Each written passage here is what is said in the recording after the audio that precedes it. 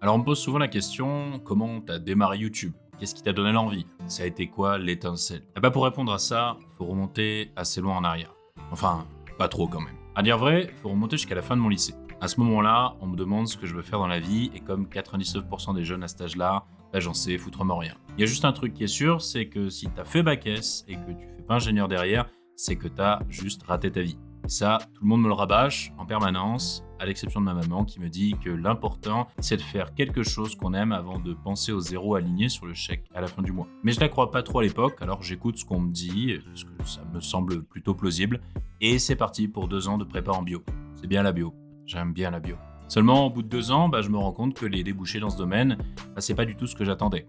Moi, je pensais travailler dans la nature, avec l'environnement et tout. Perdu. On me fait comprendre que le but in fine de ma formation, ce sera de tout faire pour rendre la danette plus onctueuse que celle du concurrent. C'était pas comme ça que j'imaginais ma vie future, alors j'ai voulu changer de cap. Enfin, pas trop non plus, hein. Ingénieur sinon rien, je le rappelle, c'était bien vissé dans mon crâne. Du coup, j'ai demandé mon admission dans une école d'ingé spécialisée dans l'eau et l'environnement. Dès l'entretien, on me fait comprendre que j'ai pas vraiment le cursus adéquat, que je peux être accepté, mais que ça sera pas vraiment le bon endroit pour moi. J'écoute pas, j'y vais quand même parce qu'ingénieur c'est trop important. Bref, faut commencer à connaître la musique. Je vous la fais courte, mais ça a été 6 années ponctuées d'un redoublement, de rattrapage, de profs qui gentiment me font comprendre que j'ai rien à foutre là et que je ne suis pas du tout au bon endroit. Mais je m'accroche quand même, puis je finis par avoir ce fameux diplôme. Ça y est, je suis enfin dans la vie active. Super, plus qu'à trouver un travail maintenant. Une centaine de CV plus tard, même envoyés à des boîtes que j'apprécie pas du tout, des recruteurs désobligeants, des petites humiliations en entretien, en veux-tu en voilà, toujours rien. Mais je me démonte pas, je me dis qu'il faut juste rajouter une corde à mon arc, alors je fais un autre cursus d'études pour compléter celui-ci avec la plus grosse lacune des ingénieurs en général, la communication et le marketing. Parce que ouais, ils sont doués pour inventer, mais quand il s'agit d'expliquer ou de vendre un projet, un ingé, ça ressemble à ça. Je me fais accepter dans un établissement, c'est reparti pour une année d'études. Puis le premier jour, lors de l'appel, la directrice me lâche devant tout le monde un bien dédaigneux « Ah oui, c'est vous, l'ingénieur ». Bonjour l'ambiance. Encore une manière subtile de me dire qu'encore une fois, je suis pas au bon endroit. Mais ça passe quand même, malgré que ça soit pas mon univers ni le style de personne que j'avais l'habitude de fréquenter. Je me fais des potes et l'année se passe pas trop mal. Et à la fin, j'ai mon diplôme avec un dernier rattrapage quand même, parce que ouais, on change pas les bonnes habitudes évidemment. Me voici donc avec un double diplôme en poche, super, plus qu'à trouver du travail maintenant. Une centaine de CV plus tard et des entretiens en veux-tu en voilà avec en prime des réflexions du style « Mais vous savez pas vraiment ce que vous voulez faire dans la vie en fait ?» Yes, ça fait toujours plaisir, merci du cadeau, on apprécie. Du coup, un peu dégoûté, je me dis que si personne veut m'offrir une place, c'est que c'est à moi de me faire une place. C'est là que je crée ma boîte de pilote de drone, le Dronoscope. Ma petite aventure à moi qui va durer quelques années. Ça marche pas trop mal, je décroche de sacrés beaux contrats dans le diagnostic des rivières, je bosse avec des gros noms de l'environnement, de la gestion de l'énergie, et je fais même les mariages. Bref, ça décolle lentement mais sûrement, sans mauvais jeu de mots. Avance rapide jusqu'à fin 2019 avec le truc que tout le monde a senti passer, le Covid.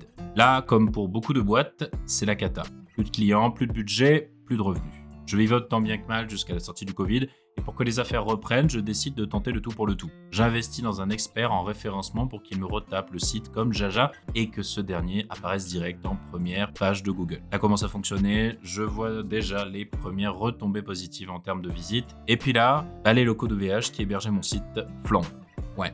Et pour couronner le tout, il y a eu un souci dans les backups de récupération du site et du coup, tout ce qu'avait fait l'expert en un mois de travail s'était retrouvé envolé comme par magie. Un peu comme si le destin ou Dieu essayait de me dire que j'étais pas au bon endroit, encore une fois.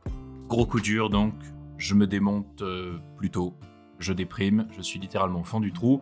Puis pour me changer les idées, ma mère m'offre une caméra modèle G80 pour que je puisse enfin filmer les vidéos de cette chaîne dont je parle littéralement tout le temps depuis 2 ans, mais que je commence jamais. Bref, vous vous doutez bien, ça part de là.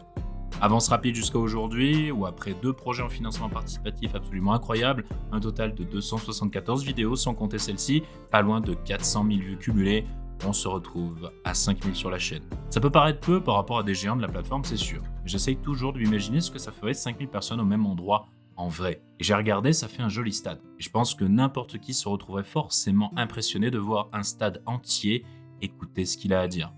Du coup, je voulais vous dire merci. Merci pour vos messages, vos mots d'encouragement, vos témoignages touchants, vos mails chaleureux, vos commentaires élogieux. Merci pour votre soutien, vos suggestions, vos anecdotes, votre participation au Discord dans la joie et la bonne humeur.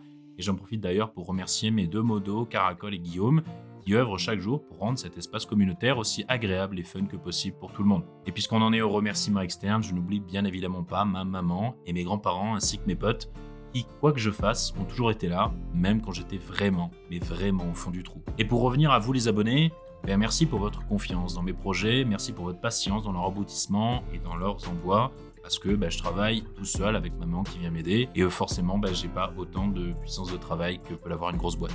Bref, merci à vous d'être 5000 aujourd'hui, et peut-être beaucoup plus demain. Mais avant de finir cette vidéo, il y a un point très particulier pour lequel je voudrais profondément vous remercier.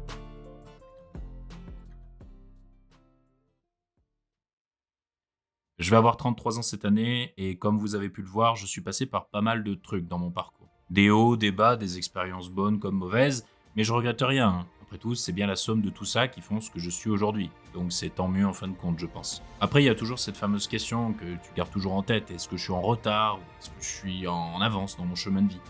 J'avoue, je sais pas et je pense qu'il n'y a pas vraiment de réponse valide à cette question, même s'il y en a qui prétendent l'avoir. C'est juste qu'il y en a qui trouvent très vite leur voie. Il y en a pour qui ça prend plus de temps, c'est tout, c'est comme ça. Mais du coup, merci. Merci parce que grâce à vous, à votre présence, votre soutien et tout ce que j'ai cité un peu plus haut, j'ai enfin la certitude, après tout ce temps, d'être finalement arrivé au bon endroit.